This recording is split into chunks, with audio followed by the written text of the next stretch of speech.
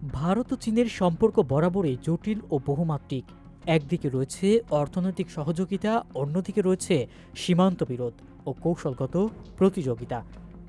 সম্প্রতি চীনের সামরিক বাজেট বৃদ্ধি ও ভারতের সঙ্গে সীমান্ত সংঘর্ষের পরিস্থিতি আরও উত্তপ্ত হয়ে উঠছে।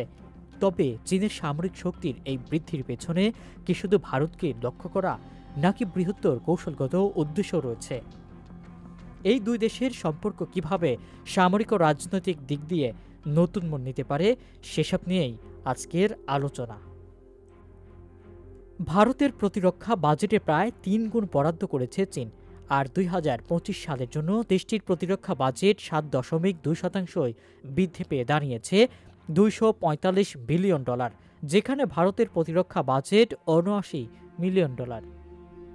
বিশ্লেষকরা বলছেন, চীনের প্রকৃত সামরিক ব্যয় ঘোষিত বাজেটের চেয়েও ৪০-৫০% বেশি হতে পারে।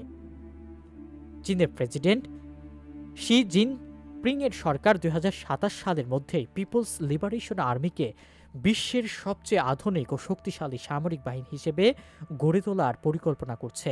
নতুন বাজেটে স্থল, নৌ, আকাশ, পরমাণু, মহাকাশ ও সাইবার নিরাপত্তায় ব্যাপক উন্নয়নের প্রতিশ্রুতিও দেওয়া হয়েছে। বিশ্লেষকরা বলছেন, চীনের প্রকৃত প্রতিরক্ষা ব্যয় সরকারি ঘোষণার চেয়েও বেশি হতে পারে। সরকারি হিসাবে এটি বিশ্বে দ্বিতীয় বৃহত্তম প্রতিরক্ষা বাজেট, যা শুধু যুক্তরাষ্ট্রের $৮৫০ বিলিয়ন পরেই অবস্থান করছে। গেল বছরের শেষ দিকে মার্কিন বার্তা সংস্থা এপির প্রতিবেদনে দাবি করা হয়েছে, প্রযুক্তিগতভাবে উন্নত বিভিন্ন রকমের পারমাণবিক অস্ত্র তৈরি করছে চীন। আর চলতি বছর মে মাস পর্যন্ত পাওয়া তথ্য অনুযায়ী বর্তমানে চীনের কাছে ৬০০টিরও বেশি কার্যকরী পারমাণবিক ওয়ারহেড রয়েছে, যা ২০৩০ সালের মধ্যেই সংখ্যাটি ১,০০০ ছাড়িয়ে যাওয়ার আশঙ্কা রয়েছে।